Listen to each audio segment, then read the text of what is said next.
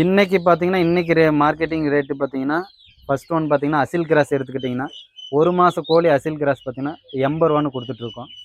அதே பார்த்தீங்கன்னா, 2 மாச கோழி அப்படின்னு சொன்னா ரூ. 120 குடுத்துட்ருக்கோம். பெரிய கோழி, அடல்ட் கோழி, கறிக்காக வளர்க்குற கோழின்னா, 1 கிலோ பார்த்தீங்கன்னா, ரூ. 250 குடுத்துட்ருக்கோம் சார்.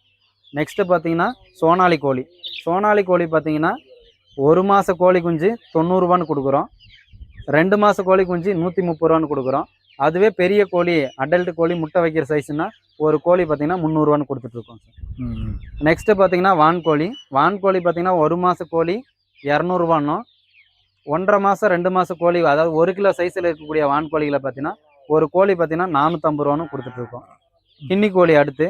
கின்னி கோழி பார்த்தீங்கன்னா, 1 மாச கோழி உங்களுக்கு ரூ. 120 1½ மாச கோழியை ரூ. 150 குடுத்துட்ருக்கோம் சார். அடுத்து பார்த்தீங்கன்னா, நம்மக்கிட்ட இருக்கிறது கடக்நாத், கருங்கோழின்னு சொல்லுவாங்க. இந்த கருங்கோழி பார்த்தீங்கன்னா, 1 மாச கோழியை ரூ. 120 1½ மாச கோழியை ரூ. 150 குடுத்துட்ருக்கோம். அடுத்தபடியாக லாஸ்ட்டாக பார்த்தோம்னா, நம்மக்கிட்ட இருக்கக்கூடிய இந்த ஒயிட் பெக்கிங் வாத்து. வாத்து பார்த்தீங்கன்னா, 15 நாள் வாத்து நமக்கு ரூ. 120 குடுத்துட்ருக்கோம் சார். இதுதான் நம்மக்கிட்ட இருக்கக்கூடிய எல்லா கோழிகளுடைய ப்ரைஸ் லிஸ்ட்டு. மற்ற பண்ணையை கம்பேர் பண்ணி பார்த்தா நம்ம பண்ணை கண்டிப்பாக நான் எல்லா மற்ற பண்ணைங்களை கம்பேர் பண்ணி பார்க்கும்போது எல்லா கோழிகளுமே நம்ம பண்ணையில் கண்டிப்பாக ரொம்ப குறைஞ்ச விலையில் தான் கொடுத்துட்ருக்கோம். அதே மாதிரி குவாலிட்டி வைஸும் ரொம்ப தரமானதாக தான் கொடுத்துட்ருக்கோம் சார். இப்போ புதுசாக கோழி பண்ணை ஆரம்பிக்கணும்னு நினைக்கிறாங்க. இப்போ வீட்டில் இருக்கிற ஒரு இல்லத்தரசி வந்து ஒரு கோழி குஞ்சுகள் வாங்கணும்னு நினைக்கிறாங்க. அவங்க எத்தனை கோழி குஞ்சுகள்ல இருந்து ஆரம்பிக்கலாம் சார் புதுசாக? ஃபஸ்ட்டு ஆரம்பிக்கிறது அவங்களுக்கு பயமாக இருந்தால் கிட்டத்தட்ட ஒரு 100 கோழிலேருந்து ஆரம்பிக்கலாம். ஒரு 100 கோழியை வாங்கி வளர்க்கலாம். அதில் நிறைய விஷயங்களை கற்றுக்கலாம். ஏன்னா நம்ம சொல்லலாம் இப்படி பண்ணலாம் அப்படி பண்ணலான்னு, இருந்தாலுமே அவங்க அனுபவ ரீதியாக அனுபவப்பட்டால் தான் அது எப்படி என்னன்றது தெரியும். ஸோ ஒரு 100 கோழி வாங்கி ஸ்டார்ட் பண்ணி பார்க்கலாம். அந்த பிஸ்னஸ் ஓகேன்னா அவங்க கண்டினியூ பண்ணலாம். இல்லை என்னால் முடியலன்னா கூட ட்ராப் பண்ணிக்கலாம். சரி, என்னென்ன வகையில் நட்டம் வரும் சார் இந்த கோழி பண்ணையில்? கோழியில் நஷ்டம் அப்படின்னு பார்த்தோம்னா, கண்டிப்பாக இறப்பு ஏற்பட்டால் மட்டும்தான் நஷ்டம் ஏற்படுங்க. மற்றபடி இறப்பு ஏற்படலை, நான் கவனமாக வளர்த்துட்டேன் அப்படின்னும் போது கண்டிப்பாக நஷ்டத்துக்கான வாய்ப்பே கிடையாது. இறப்புனால மட்டுமே நஷ்டம் வருங்க. மற்றபடி கோழிக்கான தேவைகள் இன்றைக்கி நம்ம ஊரில் கண்டிப்பாக அதிகமாகவே இருக்குது. ஏன்னா இறைச்சி கோழிக்கு சாப்பிடாதவங்க யாருமே கிடையாது.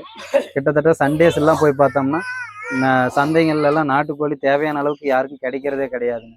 ஸோ அதனால் இறப்பு இல்லாமல் நம்ம வளர்த்தோம்னா கண்டிப்பாக நஷ்டமே கிடையாதுங்க. சரிங்க சார். இப்போ ஏகப்பட்ட கோழிகள் வெரைட்டி சொன்னீங்க, ஒரு 4-5 வெரைட்டிஸ் சொன்னீங்க. இதில் இந்த கோழி வளர்த்தா லாபம் அப்படின்னா நீங்கள் எந்த கோழியை ப்ரிப்பேர் பண்ணுவீங்க? இல்லை எந்தெந்த கோழி வளர்த்தா எப்படி லாபம், அதை சொல்லுங்கள். கண்டிப்பாங்க. ஸ்பெசிஃபிக்காக பார்த்தீங்கன்னா இந்த சோனாலி கோழி வந்து நல்ல லாபகரமானதுங்க. மற்ற கோழிகளை கம்பேர் பண்ணும்போது இன்னைக்கு சோனாலி கோழி நல்லா பீக்கில் இருக்குது. ப்ளஸ் பார்த்தீங்கன்னா அது வளர்க்குறது ரொம்ப ஈஸிங்க. எந்த நோய் நொடியும் வர்றது கிடையாது. நோய் எதிர்ப்பு சக்தியும் அதுக்கு அதிகம். ஸோ மக்களிடையே அது வாண்டடும் அதிகமாக இருக்குது. நிறைய பேர் வாங்குறாங்க விரும்பி.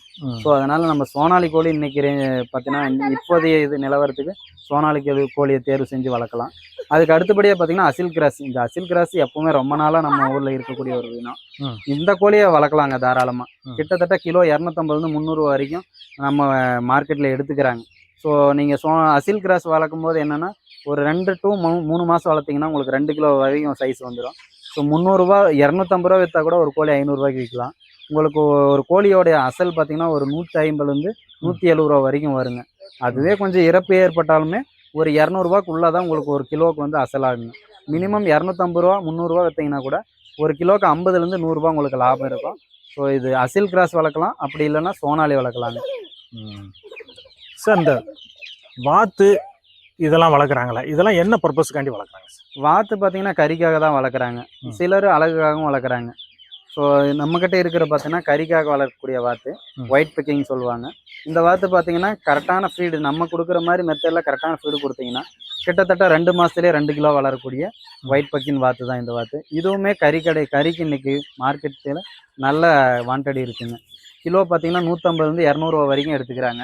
ஸோ உங்களுக்கு 2 மாதத்தில் 2 கிலோ வரைக்கும் வளரக்கூடிய வாத்து தான் இந்த வாத்து.